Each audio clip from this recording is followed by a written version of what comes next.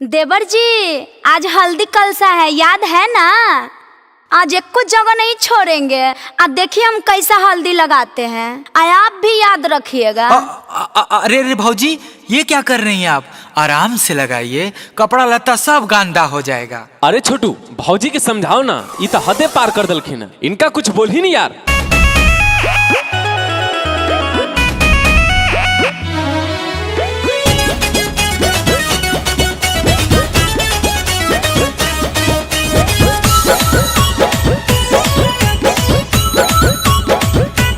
आगे माई मोटा की भाऊजी हरदी लगाबो है ना।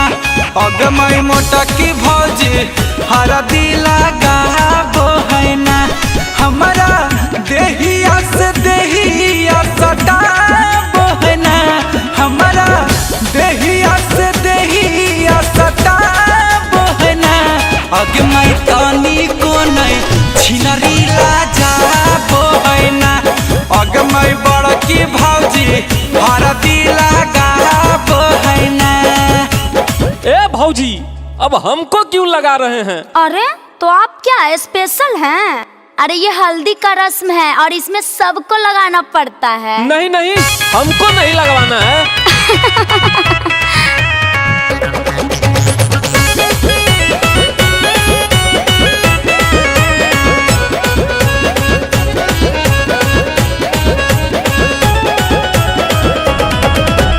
हिसुआ वाली हाथ खींचो है कौआ तल वाली कान रे। हिसुआ वाली हाथ खींचो है कौआ तल वाली कान रे। नवादा वाली भाऊजी के नियत है बेईमान रे। नवादा वाली भाऊजी के नियत है बेईमान रे। नवादा वाली भाऊजी के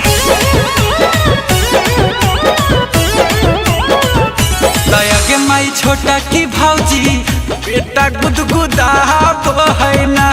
आगे माई छोटा की भाऊजी बेटा गुदगुदाबो है ना। आपन पिया बस नहीं ये डराबो है ना। आपन पिया बस नहीं ये डराबो है ना। आगे माई छोटा की भाऊजी बेटा गुदगुदाबो है ना। आगे मैं छोटा की भाजी हरदी लगाबो है ना। ओ देवर जी, कम है यार। क्या है भाऊजी? हाँ तो सब पियर हो गया ना। चुप रहिए। क्या भाऊजी, आप भी ना बहसल बहसल बोलो है बोली करो है दौड़ा दौड़ी रे। करो है दौड़ा दौड़ी रे। बहसल बहसल बोलो है बोली करो है दौड़ा दौड़ी रे। हरा दिला गाबे घरी भौजी लागो है छौड़ी रे। हरा दिला गाबे घरी भौजी लागो है छौड़ी रे। हरा दिला गाबे घरी। ए धंधर वाली देवरन के कुछ बोलो ना। ई सब मजाक करो हथी त ठीक, हम करई त खरा। आगे मैया मन गुंजन देवराऊ बियाई गेलै ना। आगे मैया मन गुंजन देवराऊ बियाई गेलै ना। कैसे हरा दिल गई खिसियाई गेलै ना। कैसे हरा दिल गई खिसियाई गेलै ना। आगे मैया मन गुंजन देवराऊ बियाई गेलै ना।